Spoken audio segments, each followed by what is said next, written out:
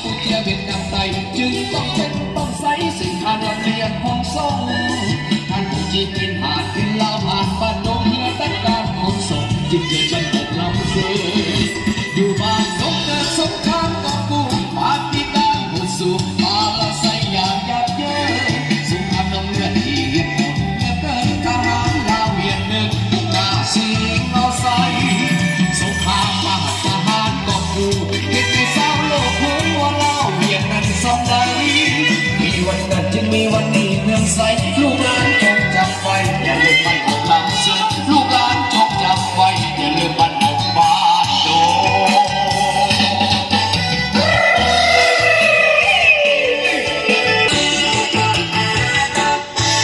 ฝันลงน้ำบาที่มีใส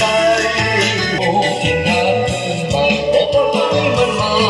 จุดลงมองฟ้าอาบน้ำต่อการโจมตีขับไล่ไปนี้แต่ที่ไม่ไปรักษาสิ่งใจสมเสยคุณงามหลังสายพระบาทยาสาสีก็สูญไปมองไม่เห็นรูสนุกสักสีผู้ชื่อสดใสนำมาคนที่ใส่มาให้สาบา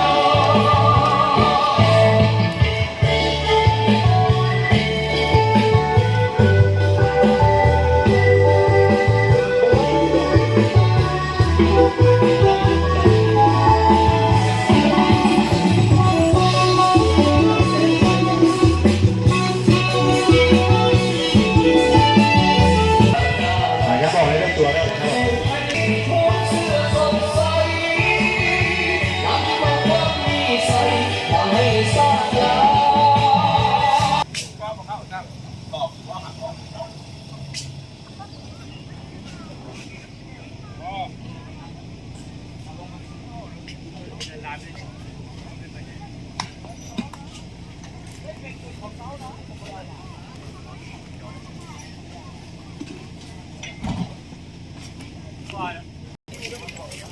ผมลงก็ได้ยังมาพี่มันมาลุ่นเนี่ยถึงพี่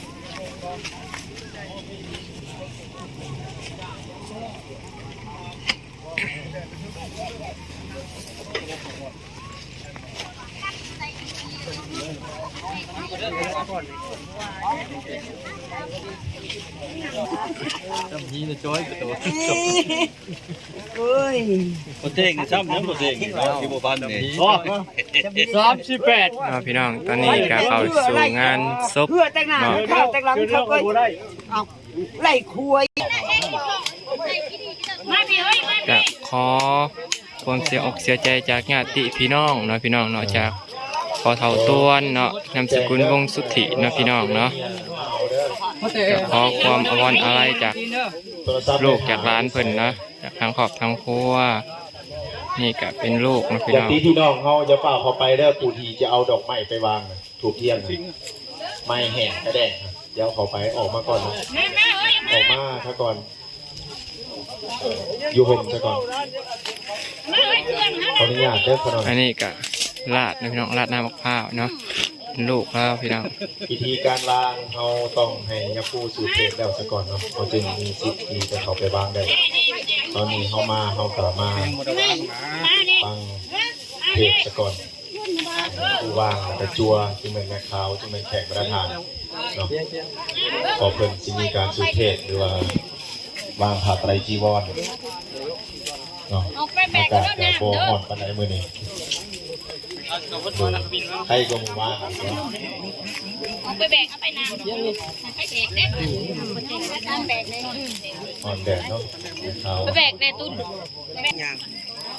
อะไรช่างหัวปวดนี่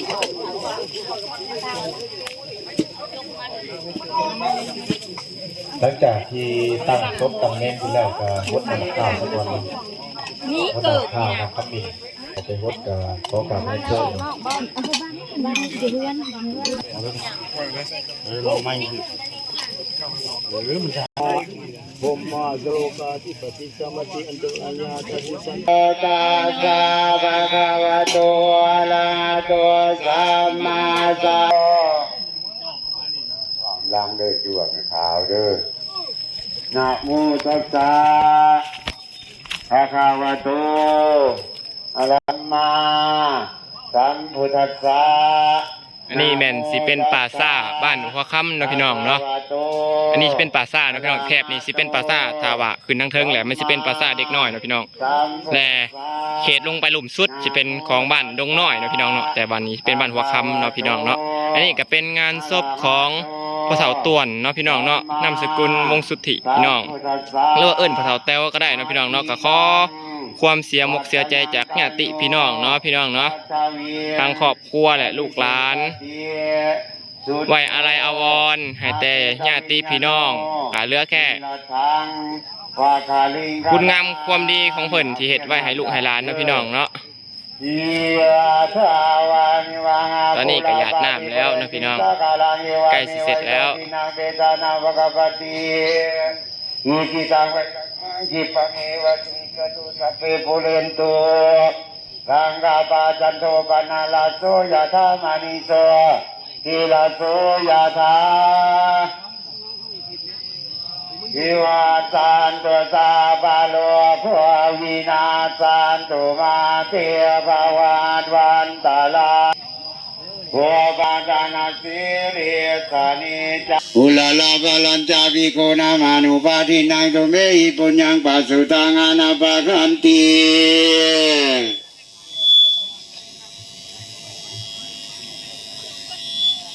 เก็บฝ่ายมงคลเนาะเก็บซะก่อน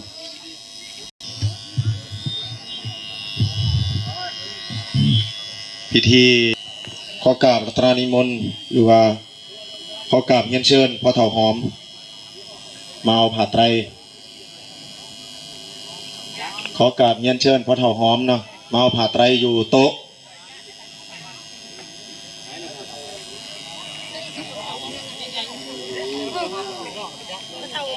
เจ้าภาพเนาะถือว่าครบ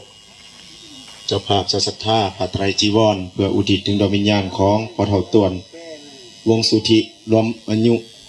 78 ปีขอได้รับผลบุญอันนี้ด้วยเถิดสาธุ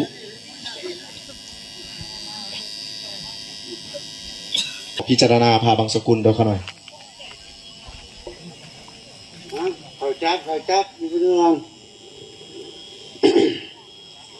โอตัสสะภะคะวะโตอะระหะโตสัมมาสัมพุทธัสสะนะโมตัสสะอะระหะโตสัมมาสัมพุทธัสสะนะโมตัสสะภะคะวะโตอะระหะโตปัตตวะญะธัมมิโนปสิตวานิโรสันติเตสังอุปัสสโมสุโขอานิจจาวสังฆลาอุปัตตวะญะธัมมิสัตตามาลันติจามาลิโสจามาลิสะเลตะเทวังมาลิสามินาติเมตสังสาโยอาจิลังวัตยังกัญโยปัตตวิงวิเศษติสุโตเด้อตัสสิเมอากาสิเมยะตินิตาจักกะจามิเปตานังทักขินังตัสสะบุเปกตามานุสาลังนายิโรนังวะโสโกอายุวังติตันติยะตาโยอายัญจะโกทักขินาตินาสังฆเมวาลาตังอิตานัสสะตานาโสอุปกาปติโสยติธรรมโมจายังนิทัสสิโตเปตานาบุสะจักตาอุลาลาปาลันจาสุปฏินังตุเมหิปุญญังปัสสุตังอนาปะคันติเชิญประชาสัมพันธ์ถึงเจ้าภาพไปรอล่างมือให้กระทานในเด้อนำขมิ้นเนาะทั้งนำขมิ้นที่ขน่อยเตรียมไปหาล่างเลยเนาะเจ้าภาพทุกคนไปยืนอยู่นอกในเด้อขน่อยผู้ใดเป็นเจ้าภาพก็จะมองทั้งนำขมิ้นผู้เนาะเพื่อที่ได้ขอบใจแข่งประธานที่เป็นมาแบ่งเบาส่วนเหลือแบ่งงานจะได้ให้งานสาภารกิจศพเสร็จสิ้นเป็นระเบียบจบงานขอแจ้งข่าวบุญแจกข่าวหาพ่อเฒ่าต่วนวงสุทธิรวมอายุ78 ปีเราใช้ในพรในที่ประเสริฐนี้ตลอดกาลนานเถิดสาธุข้าพเจ้าขอตามหน้าทีมงานลงศพโจลุงโลดบริการขอแสดงความมุ่งผลคุณขอบขอบใจแม่เฒ่าสมพิษรวมถึงพ่อเฒ่าหอมรวมถึงลูกหลานของเพิ่นวัชภูสุพลเนาะที่ให้เกียรติขน้อยกับบริการในวันนี้ผมมียังที่จะตอบบุญคุณเนาะจากขับเก่าใช้ในพรในที่ประเสริฐนี้ ขอให้เจ้าภาพขอจงอยู่ดีมีแรงบันเทิงสุขภาพแข็งแรงมีสุขภาพอนามัยดีๆขอให้มีแต่สิ่งดีๆบังเกิดร่ำรวยเงินทองพัฒนาสิ่งใดขอให้ได้สิ่งนั้นสมดังมุ่งมั่นปรารถนาทุกประการด้วยเถิดสาธุ งานไม่เป็นความจำไปนะ ขอบคุณหลายๆแขกประธานที่มาร่วมงานมาเผาต้วนมาแบ่งเบาช่วยเหลือเนาะจนในไทยงานสาธารณกิจศพไม่ว่าจะเป็นทางด้านเนื้อแห้งวัตถุสิ่งของเงินคำต่างๆเนาะทางเจ้าภาพนอน ขูดใส่ข้าวต้มกัด ยกมือเอาขอให้แขกประธานขอ จะบอกคักเนาะถูกต้องเลยไปว่าได้ มีสุขภาพอนามัยที่ดีขอให้มี โอ้ แต่ เกี่ สิ่ ย ง ว ดี โต ๆบังเกิด ขึ้นยากนะพี่บอก รวย นี่ เงินทองทำมาค้าขายขอให้มีแต่ความเจริญก้าวหน้าในหน้าที่การงานของท่านคนทุกผู้ทุกคนขอขอบคุณใจหลายๆหลังจากวางดอกไม้ถูกเทียนแล้วขอกราบเรียนเชิญทางเงินเจ้าภาพ เบิ้งผู้ตาดีก็ได้ผู้ตาบ่ดีก็ได้ น้ำดื่มกับข้าวที่ทางเจ้าภาพจัดเตรียมไว้หาเนาะ ให้สิเบิ่ง ก่อน มื้อนี้ เดินทางแล้วก็ขอกราบรัตนานิมนต์ทางตัวเพิ่นกินนี่บ่ได้ยินถ่ายภาพเนาะ ย่านเสียผัดลีด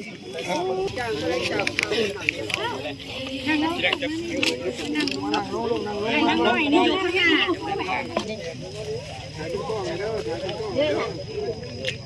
1 2 3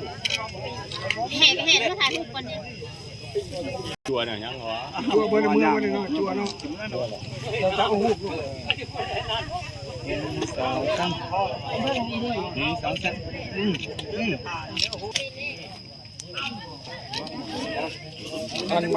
ถ่ายเอาผู้เดียวเนี่ยนี่ถ่ายเอาผู้นี้อุ้มร้านเนี่ยเอาผู้เดียวเนี่ย ไม่ใช่ให้ เนี่ยพิเศษด้วยตัวนี้ ตอนนี้กะทาง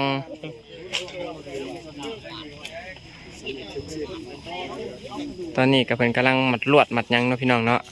เข้าสู่วางเพลิงเนาะพี่น้อง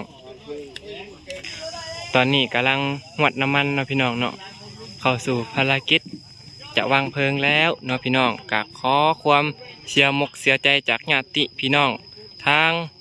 พ่อเฒ่าตวงเนาะพี่น้องเนาะเพิ่นสิจุดแล้วนะพี่น้องเนาะบัดนี้เพิ่นก็สิจุดแล้ว ดูดียังบ่ใหม่นะบนมันบ่แตกใส่เจ้าดอกเจ้าเข้าไปโน่นนะ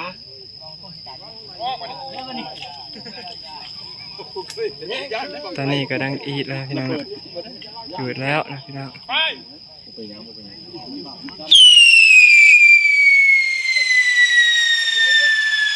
เจ็บแม่นี่สิถอยรถมาพับไหมบักนี่ เรียบร้อยนะพี่น้องเข้าสู่ภารกิจวางเพลิงเสร็จสิ้นลงแล้วก็ขอความเสียมกเสียใจจากญาติพี่น้องแต่ไว้แต่ความเอาไว้แต่ก็ยังเหลือแต่คนงามความดีของเรานะพี่น้องเนาะทิมไว้ให้ก็อย่าลืมเข้าไปติดตามกดไลค์กดแชร์กดซับสไครต์ให้บ่าวตุนเมืองลาวเด้อพี่น้องเพื่อเป็นกำลังใจให้คลิปต่อๆไปเนาะพี่น้องเนาะ